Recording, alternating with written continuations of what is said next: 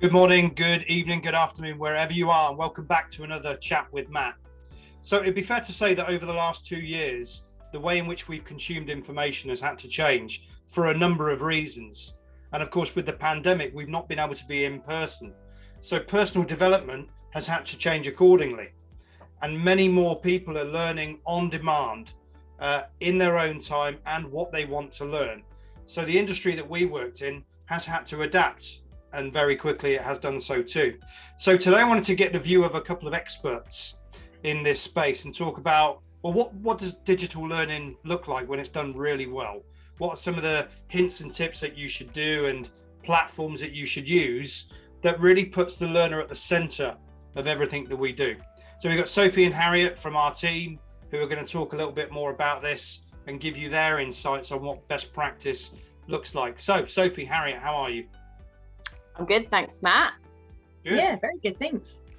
And Sophie, welcome to the team. It probably feels like you've been here ages now, doesn't it? Even though it's only been a few weeks and months. Yeah, we're coming up on week 4, but I feel like I've been here sort of 6 months, a year easily. It does feel like that sometimes. Yeah, you wait till you get to a year. But you're very welcome in joining the team. Actually, what is, the perfect time as the business evolves, and as we talked a little bit about earlier, the way in which people like to learn evolves. So let's talk a bit about that. And so if you give me your insight, so what do you think has changed over the past, let's look beyond the 2 years and maybe look at 5 years. What's changed in the way people like to learn? I think it's largely down to time and availability. People look at learning now more in the short, like what can I learn quickly? So the growth of YouTube videos and how-to demos, rather than going off and getting the book, the manual, and flipping through. And especially in terms of training for development, professional development, you're looking at things like going from a classroom for however many days a week to a 30-minute online seminar or a half-day training course. People want the training, but in a condensed, engaging form. Do you think people learn better when things are done in those smaller bite-sized chunks? I don't think it's that they learn better. I think it's they retain more. If it sort of grabs you, you can retain what you've learned in the first sort of 90 seconds, first 5 minutes of something, rather than what did you do on your week's course, or how did you get on with your degree over however many years. You can't necessarily remember everything you did, you remember the key points. Whereas when you ask somebody, what did you get from that 30-minute webinar, and they can reel off a whole lot more. Yeah, that makes a lot of sense, actually. So don't overload the brain. There is research that shows that once you get to 4 new pieces of information, the memory retention actually drops off fairly quickly.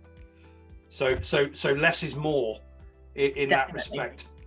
And I come to you, Harriet. So when we go about taking this vast amount of content that certainly we've got within Mentor and starting to piece it together in these little digital bite-sized chunks, where do we start in that process? So what we do is we kind of Sophie will take some of our content that we've got already, and she'll pick out the kind of key points and turn it into a flow. And we've got Rise, which we use, which is great because it's interactive, which I think is really important for the learners. And that's how another way that they can retain the information is making the content really interactive for them. So, they can, when they're taking it out into their world, they can look back and think, okay, yeah, so I remember doing that bit because I was clicking on this bit and reading this. And so it's taking that content and bringing it to life in a shorter, more interactive way. I think that's really key because I have got and you guys know this already, but I've got the attention span of a small child. So if I'm going through any kind of online learning or e-learning, as it's traditionally been called, if it doesn't change the way it looks and feels as I go through, I'll just click that next button, and try and get through to it as quickly as I can. So Sophie, give me a bit more on that. When you go and build these, how do you change the dynamics of that so that it's really interesting for a lot of salespeople who are like me with a very short attention span? So the 2 key things I tend to start with is grabbing the learner from the start. So are you opening with an interesting fact? Are you opening with a graphic? Or is it a question you're posing to the learner to kind of take what they are already assuming or already doing and flipping it to what they're going to learn? So what approach do you normally take when and clicking on their answer and they go, oh, hang on, that's not the best way I can do this. I want to know more about how I can improve. And that gets them into the course. It's then about flipping the content as well. So if you've got, like Harriet was saying about putting engagement in, if you've got a bullet list of 5 key points you want the learner to use, rather than listing them, have them as sort of interactive graphics that they click on and it kind of reveals the information. So it then, you're not looking at a list of information and going, oh, I've got to take all this in. It's actually, oh, what's that? Oh, what's this mean? Especially if you use it as a graphic rather than text, just sort of giving that visual reminder. So when they do walk away, they go, oh, that was the time icon because it had the clock. And you kind of go, I need to be a bit more time management or something relating to it. So you almost get a visual anchor into the content so people remember it more. And the other point that you were talking about, which I think was really key, is it sounds like you're trying to engage people at an emotional level so that as they're going through it, they go, right, this is actually going to be really useful for me to take this, whatever it is, 5-10 minutes out to go through this module to get some benefit. Absolutely. I think a lot of it stems to what's important to the learner, because ultimately they're going to be doing this because they either want to or they have to. Well, if it's something they have to do, you want to grab them and make it actually something they want to do. You have to flip that perspective. Instead of going, oh, I'm going through this training because my manager told me to, it's actually sort of giving them that grab that makes them go, oh, I'm actually interested in this. What can I find out more, and where can I go from here, and diving into it rather than, like you say, just clicking next to get to the end of it. Yeah. So how do you make that learning then not a once and done? So you get to the end of it, whether you do an assessment at the end. I've seen some examples of what you guys have pulled together. It's brilliant.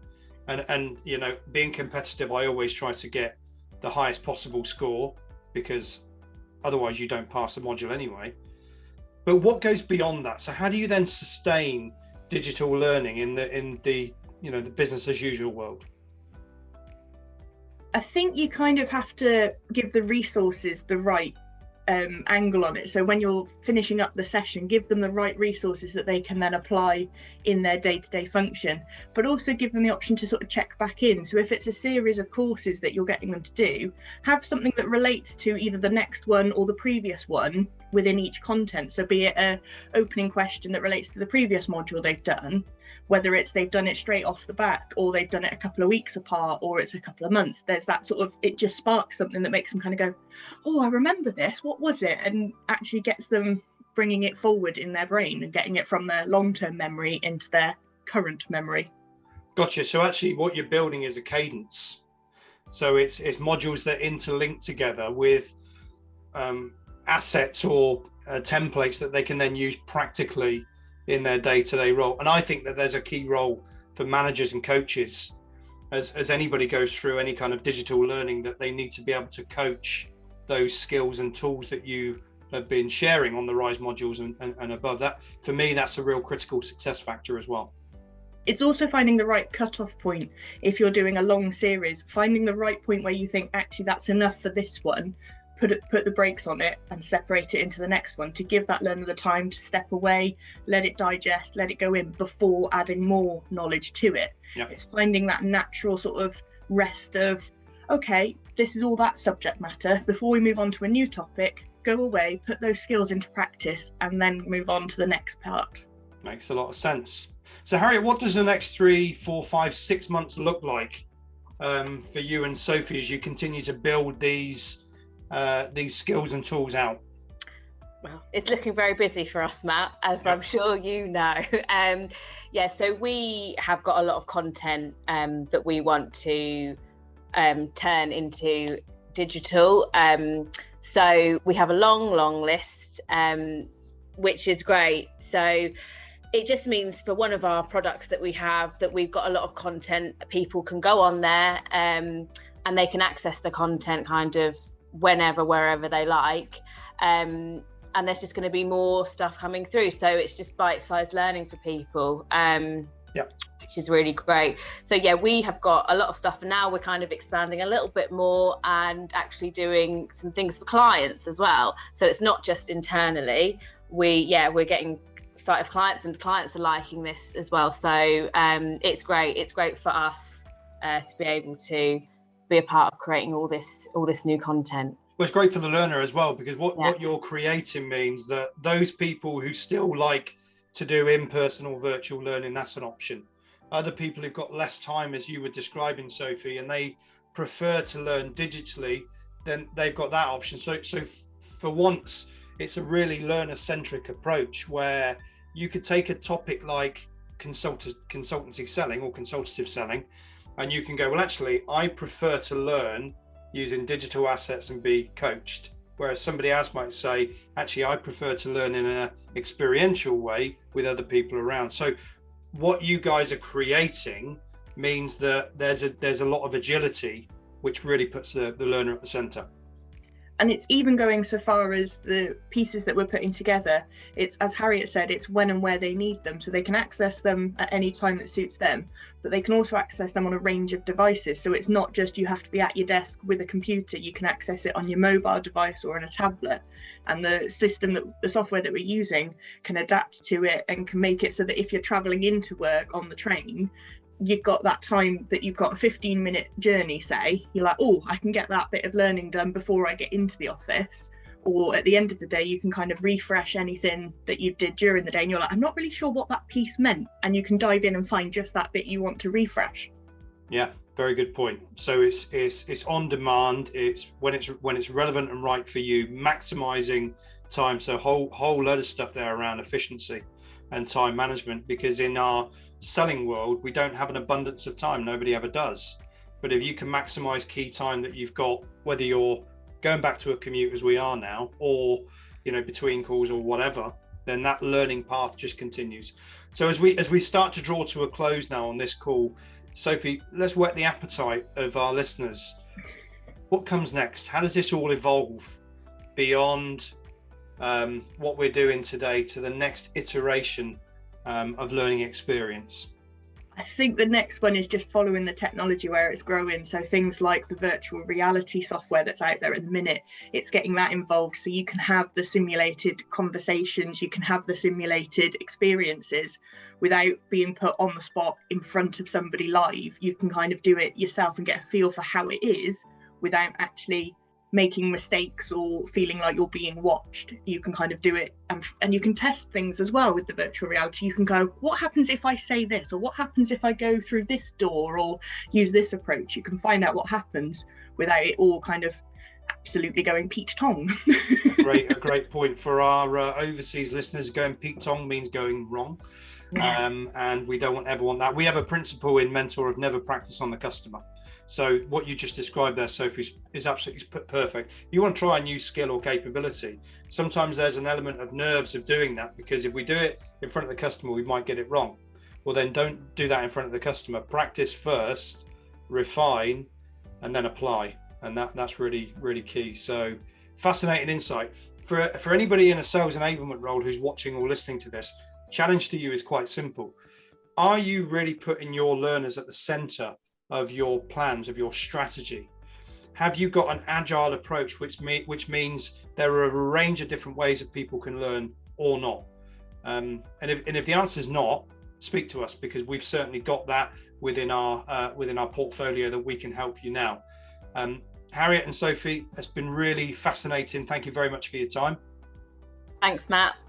Thank you for having us. Yeah, no, thank you for joining us. It's taking your time out. So it's always appreciated. And for everybody else watching and listening, hope you've got a marginal gain. What one thing will you take away from this chat today that will invoke a conversation with a colleague or get you thinking differently about learning, whatever it may be, so that you can always move 1% forward?